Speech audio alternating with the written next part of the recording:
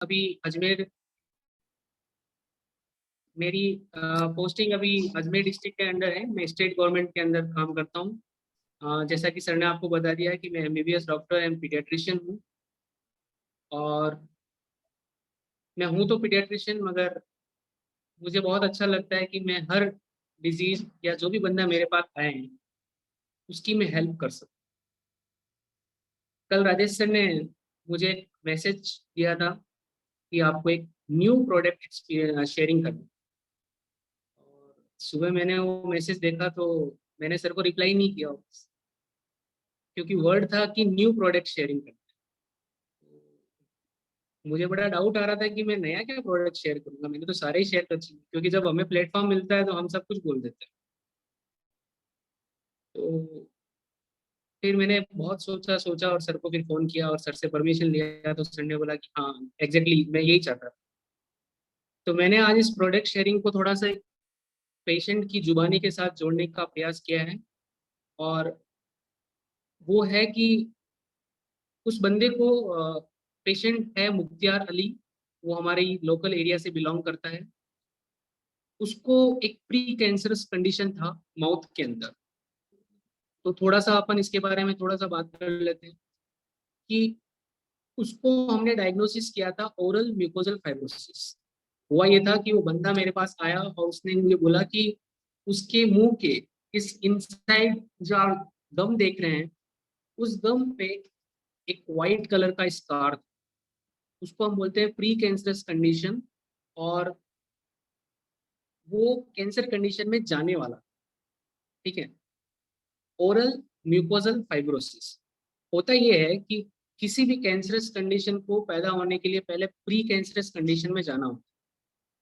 ये cancerous conditions जो oral oral cancer जो होता है वो थोड़ा कम, इंसिडेंस उसका कम होता है। यदि मान लीजिए 100 कैंसर के पेशेंट है तो उसमें ओरल कैंसर के पेशेंट आपको 3 से 4 ही मिले। इसका एक लॉजिक है, क्योंकि जो भी हम खाते हैं, जो भी हम खाना खाते हैं या आप तंबाकू खाते हैं, कुछ भी खाते हैं, तो वो बहुत ही कम समय के लिए मुंह में रहता है और वो उसका अवशोषण अंदर की तरफ होता है। क्योंकि हम खाना भी खाते हैं तो फॉर बहुत कम समय के लिए हम खाना अपने मुंह में रखते हैं, बजाय हम पेट में उसे ज्यादा रखते हैं, ठीक है। और वहां से अवशोषित होके दूसरी जगह तक उसके न्यूट्रिएंट्स वगैरह पहुंचते हैं। तो कैंसरस कैसे होता है? देखिए, मैं राजस्थान का निवासी हूँ, तो मैं राजस्थान के बारे में बात करूंगा। होता ये कि हम लोग किसी भी गेस्ट को इनवाइट करते हैं तो उसकी सबसे पहले क्या क्या बोलते हैं कि आइए चाय पीजिए। और चाय है, या कहीं भी कोई बैठक होगी या कुछ खाना होगा तो उसके साथ सुपारी रखा जाएगा, बीटल नट, टोबैको भी रखते हैं कुछ लोग, और कुछ लोग स्मोकिंग का कंटेंट भी रखते हैं। जैसे मैं मेडिकल स्टूडेंट हूँ तो मैंने लोगों से पूछा कि हम लोग ये कस्टम कैसे डेवलप हुआ होगा, ये क्या है। आया, बंदे ने चाय पी, तो बोला कि चाय क्यों पी रहे हो, और मेडिकल स्टूडेंट तो चाय के साथ सुट्टा भी पियेंगे। तो बोला इससे एनर्जी आती है, पढ़ने में थोड़ा ज्यादा टाइम लगेगा। और मजदूर लोग, क्योंकि ये पेशेंट जो है वो मजदूर है, वो चाय या तो उसने अपने साथियों को देख के पिया हो कि यार वो भी चाय पी रहा है तो चलो हम भी चाय पी लेते हैं। वो बोलता है यार आओ चाय तो पी लो, चाय में क्या लग रहा है, ठीक है चाय पिया। स्मोकिंग भी किया उसने। स्मोकिंग कुछ लोग तो इसलिए सीख जाते हैं कि अरे ये भी कर रहा है, उसको देख देख के सीखते हैं। वो उसको नहीं करना था, उसके पापा मम्मी ने नहीं किया, उसको तो घर में मना है, घर पे पता भी नहीं होगा, मगर उसने स्टार्ट कर दिया करना। फिर लोग टोबैको और बीटल नट क्यों खाते हैं?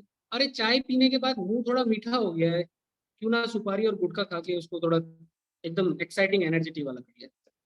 देखिए फ्रेंड्स, हम जब भी टोबैको खाते हैं तो वो हमारे गम्स और इस म्यूकोजा के बीच में हम उसे काफी देर तक रखते हैं। और वहां से वो केमिकल्स हमारे इस म्यूकोजा के अंदर, मुंह के अंदर की जो म्यूकोजा है, इस सरफेस पे वो कॉन्स्टेंटली कॉन्टेक्ट होता है।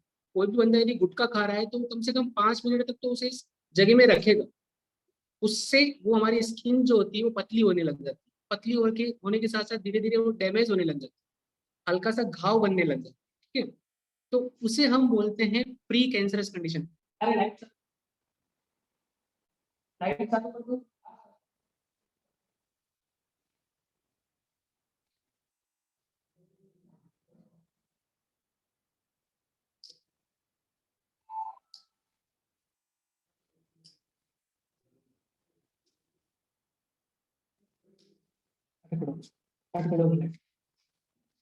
देन होता ये है कि प्री कैंसरस कंडीशंस डेवलप होती है। अब इसी पेशेंट के साथ भी यही हुआ, ठीक है, सेम वो लेबर था और इसी आदतों की वजह से उसे प्री कैंसरस कंडीशन डेवलप। अब हमने उसे, हम लोगों को सभी को पता, हम सब टीम लीडर्स को पता है कि हमें क्या क्या प्रोडक्ट यूज करना चाहिए। विटामिन सी के बारे में सब जानते हैं, मल्टी कैरोटीन के बारे में सब जानते हैं, ओमेगा के बारे में सब जानते हैं, नेचुरल बी, सब हम सब लोग इस प्रोडक्ट्स के बारे में जानते हैं, ठीक है।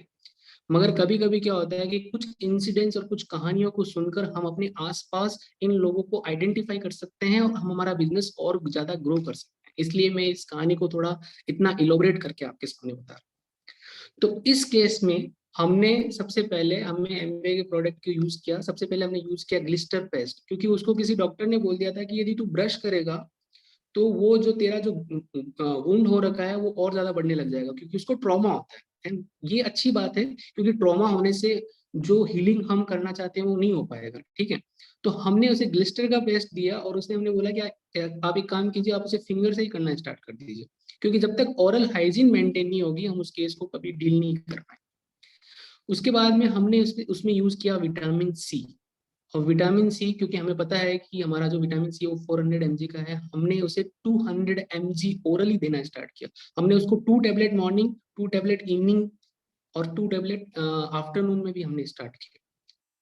और हमने उसे एक्सप्लेन भी किया कि विटामिन सी से उसको हल्का सा लूज मोशन भी हो सकता है, ठीक है। और वो उसके साथ हुआ भी। तो हमें ये लगा कि ये उसके लिए एडिक्वेट डोज है। मैंने एक बार कैंसर के टॉपिक पे इस बारे में बात भी की थी विटामिन सी के साथ में। तो विटामिन सी का क्या रोल है, हम सभी जानते हैं विटामिन सी एंटीऑक्सीडेंट है। जो भी हमारे शरीर में जो भी रेडिकल बने हैं, फ्री रेडिकल बने हैं, उनको काउंटरएक्ट करने की कोशिश करता है। विटामिन सी स्किन की लेयर्स के अंदर इसकी बॉन्डिंग, कोलेजन की बॉन्डिंग को स्ट्रॉन्ग करता है। तो उस कंसेप्ट को ध्यान में रखते हुए हमने विटामिन सी यूज किया। हमने इसके साथ साथ मल्टी कैरियोटीन भी यूज किया। अब देखिए मल्टी कैरियोटीन का क्या रोल है, इसके अंदर फैट सोल्यूबल विटामिन है, vitamin A, D, E and के, ठीक है। तो उससे क्या होता है कि किसी भी पौधे को यदि हम लगाते हैं तो उसके आजू बाजू में हम क्या बनाते हैं, एक बाड़ बनाते हैं ताकि वो पेड़ सुरक्षित रह सके, ठीक है। तो ऐसा ही मल्टी कैरियोटीन का भी रोल है। मल्टी कैरियोटीन जो होता है वो हमारी नॉर्मल सेल्स को, आप समझिए कि यदि यहाँ घाव है, यदि यहाँ पे घाव है तो उसके जो चारों तरफ की सेल्स को यदि हम प्रोटेक्ट कर लेते हैं तो उससे होगा क्या है कि ये वुंड आगे नहीं बढ़ेगा।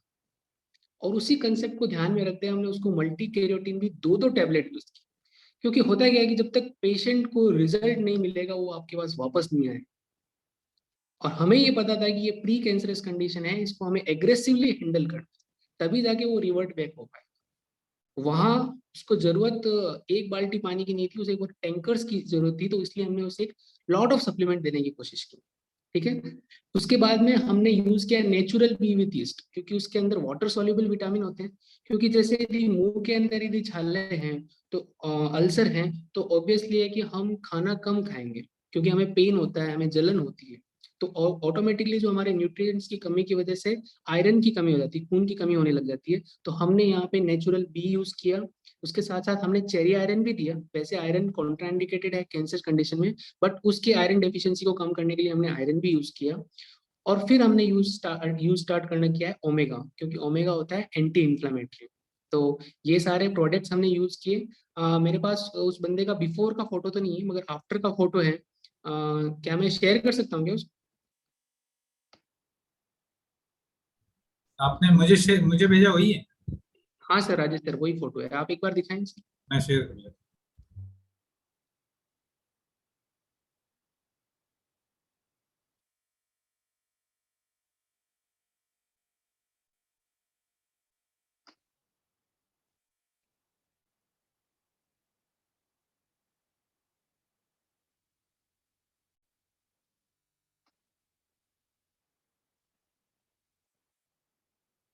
देखिए ये जो आप जो ये म्यूकोजा देख रहे हैं, ये मुंह के अंदर का हिस्सा है।